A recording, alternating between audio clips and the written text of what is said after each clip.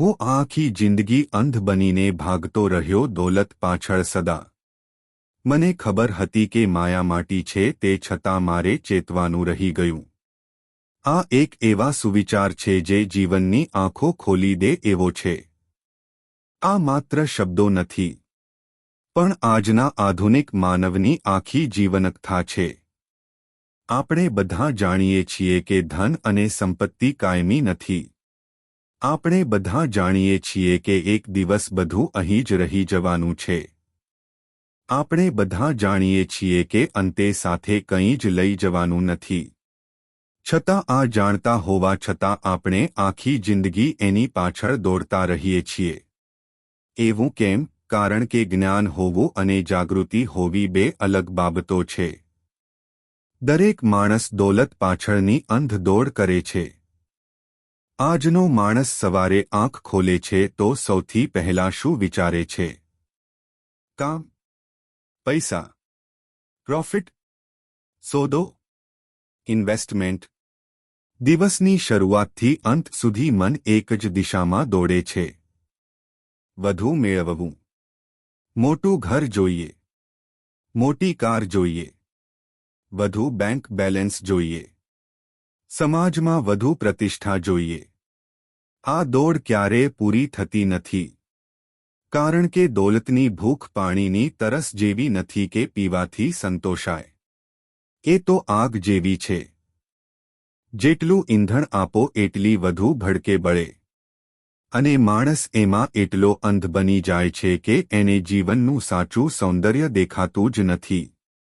માયા માટી છે એ જાણવા છતાં પણ કેમ ભૂલી જઈએ છીએ અને માયાની પાછળ આંખો મીંચીને દોડીએ છીએ. આપણે બધા જાણીએ છીએ કે માટીમાંથી આવ્યા છીએ અને માટીમાં જ ભળી જવાના છીએ. આ શરીર પણ માટી, આ મકાન પણ માટી, આ સંપત્તિ પણ માટી. તો પછી આટલો મોહ શા માટે? કારણ કે માયાની સૌથી મોટી ખાસિયત એ છે કે સત્ય જાણતા હોવા છતાં માણસને ભ્રમમાં રાખે છે. જેમ રણમાં મૃગજળ દેખાય અને હરણ દોડતું રહે, એમ જ માણસ દોલતના મૃગજળ પાછળ દોડતો રહે છે. એને લાગે છે થોડું વધુ મળશે તો હું સુખી થઈ જઈશ, પણ થોડું વધુ ક્યારેય પૂરું થતું નથી. એક પ્રેરણાત્મક ઘટનાનો વિચાર કરીએ. એક બહુ ધનિક વેપારી હતો. એણે આખી જિંદગી માત્ર પૈસા કમાવામાં વિતાવી. એને લાગતું કે હું જેટલું વધુ કમાઈશ એટલો વધુ સુખી બનીશ. એણે કરોડો રૂપિયા કમાયા, મોટા બંગલા બનાવ્યા, અસંખ્ય સંપત્તિ ભેગી કરી. પરંતુ વૃદ્ધાવસ્થામાં જ્યારે હોસ્પિટલના બેડ પર પડ્યો હતો ત્યારે એણે પોતાના દીકરાને કહ્યું, મેં આખી જિંદગી પૈસા કમાવ્યા, પણ જીવવાનું રહી ગયું. આ એક વ્યક્તિની વાર્તા નથી. આ હજારો લોકોની વાસ્તવિકતા છે. ઘણા લોકો પૈસા ભેગા કરતા કરતા જીવન ગુમાવી દે છે. દોલત જરૂરી છે, પરંતુ સર્વસ્વ નથી. અહીં એક વાત સમજવી જરૂરી છે. ધન ખરાબ નથી. દોલત જરૂરી છે.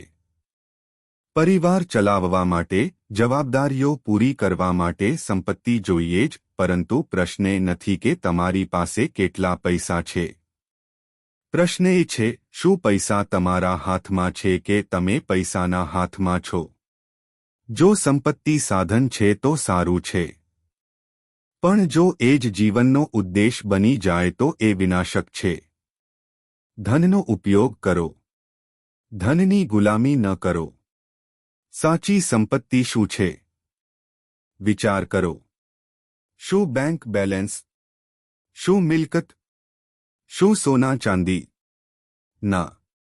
સાચી સંપત્તિ છે શાંતિ, સંતોષ, સ્વસ્થતા, સંબંધો, સંસ્કાર, આત્મજ્ઞાન. જો કરોડો રૂપિયા હોય પણ રાત્રે ઊંઘ ન આવતી હોય તો એ દોલતનો શું અર્થ? જો બંગલો મોટો હોય પણ ઘરમાં પ્રેમ ન હોય તો એ વૈભવનો શું ઉપયોગ? જો બધું હોય પણ મન અશાંત હોય તો એ સંપત્તિ ગરીબીથી પણ ખરાબ છે. જાગૃતિનું મહત્વ ખૂબ છે. આ સુવિચારનો સૌથી મોટો સંદેશ છે. ચેતો, હજી સમય છે. જીવનની દોડમાં થોડું થોભો.